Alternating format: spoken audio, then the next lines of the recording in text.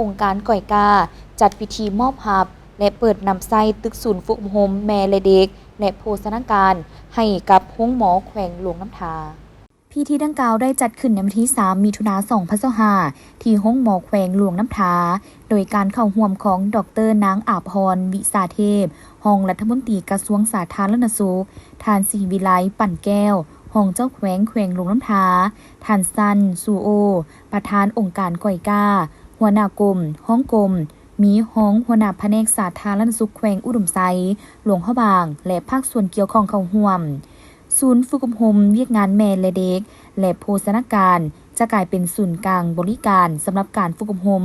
ส่งความรู้และสร้างความสามารถที่เกี่ยวข้องกับวิกงานแม่เด็กและวิกงานโภชนาการเป็นบ่อนจัดฝึกอบรมให้แก่พนักงานขันแขวงโรงหมอแขวงโรงหมอขันเมืองขันสุขศาลาอาสาสมัครและสุมสน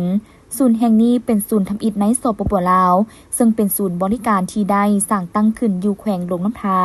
และยังสามารถเป็นบ่อนให้บริการโดยเฉพาะอยู่บรรดาแขวงภาคเหนือของลาวเป้าหมายหลักของศูนย์รับประกันการเข้าถึงและเอื้ออำนวยให้มีการแลกเปลี่ยนความรู้ความสามารถทางด้านเวียกงานแม่เด็กและเวียกงานโภชนาการอำนวยความสะดวกในการฝึกอบรมภาคปฏิบัติตัวจริงและการสาธิตภาคปฏิบัติในการปรุงแต่งอาหารให้ถูกตามหลักการด้านโภชนาการนอกนั้นยังเป็นศูนย์สาธิตสำหรับผู้ปกครองเด็กที่ขาดสารอาหารปรุงแต่งอาหารที่มีธาตุบำรุงเพื่อลดพลอัตราการขาดสารอาหารให้แก่ลูกหลานผ่านมาสปป.ลาวสภาพด้านโภชนาการแม้นยังอยู่ในระดับต่ำโดยมีอายุเด็กลุ่ม5 ปีที่ขาดสารอาหารแบบหลวงสูงเด็กที่มีน้ำหนักต่ำกว่ามาตรฐานและเด็กน้อยมีภาวะขาดสารอาหารในอัตราส่วนที่สูง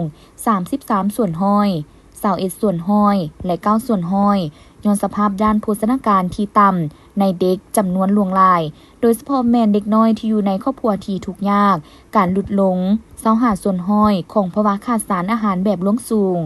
การก่อสร้างศูนย์ฝึกอบรมเวียกงานแม่เด็กและโภชนาการพร้อมทั้งสร้างความอาจสามารถให้พนักงานแพทย์หมอ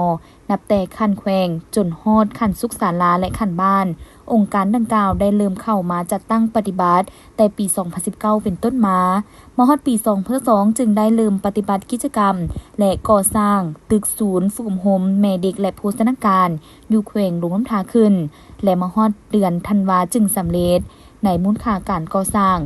760,000 ดอลลาร์สหรัฐดังนั้นจึงได้จัดตั้งพิธีมอบหับและเปิดนำไส้ศูนย์ฝึกอบรมเวียกงานแม่เด็กและโภชนาการอย่างเป็นทางการ